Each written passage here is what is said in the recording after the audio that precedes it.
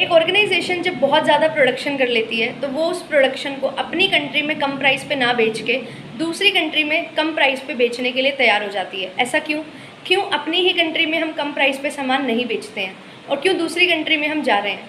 इसके पीछे एक कारण है। कारण ये है कि जब मैं अपनी कंट्री में कोई चीज़ 100 रुपये की बेच सकती हूँ तो क्यों एक्सेस प्रोडक्शन की वजह से मैं वहाँ पे अपनी चीज़ की प्राइस को कम करूँ। अगर मैंने एक बार उसको कम दाम पे बेचा तो वहाँ पे अब एक्सपेक्टेशन हो जाएंगी कि यस हमेशा ये प्राइस जो है प्रोडक्ट का कम ही रहेगा और अब फिर हमारे लिए नुकसान हो जाएगा आने वाली ईयर्स में। अब क्यों ऐसा किया जाता है कि उसको डंप किया जाता है, यानी कि दूसरी कंट्री में हम सस्ते दाम पे बेच रहे हैं। जब हम दूसरी कंट्री में एंटर करते हैं तो हमारी जो पोजीशन है, ऐसा ज़रूरी नहीं है कि हमारी ऐसी पोजीशन हो कि हम मोनोपोली हों दूसरी कंट्री में भी।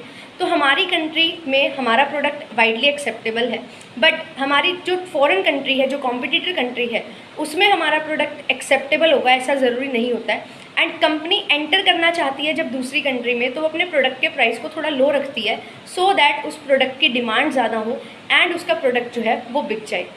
तो यहाँ पे बहुत सारी एंटी डंपिंग ड्यूटीज़ भी लगाई जाती हैं। अगर ये चीज़ एक ऐसी प्रैक्टिस बन जाती है जहाँ पे हमारी कंट्री को नुकसान हो रहा है, हम अपनी कंट्री की नीड्स को फुलफ़िल ना करके दूसरी कंट्री की नीड्स को पूरा कर रहे हैं या दूसरी कंट्री में अपने सामान को बेच रहे हैं, और ये इसीलिए किया जाता है कि हम अपनी कंट्री में अपने प्रोडक्ट के प्राइस को एक लेवल से ज़्यादा कम ना करें।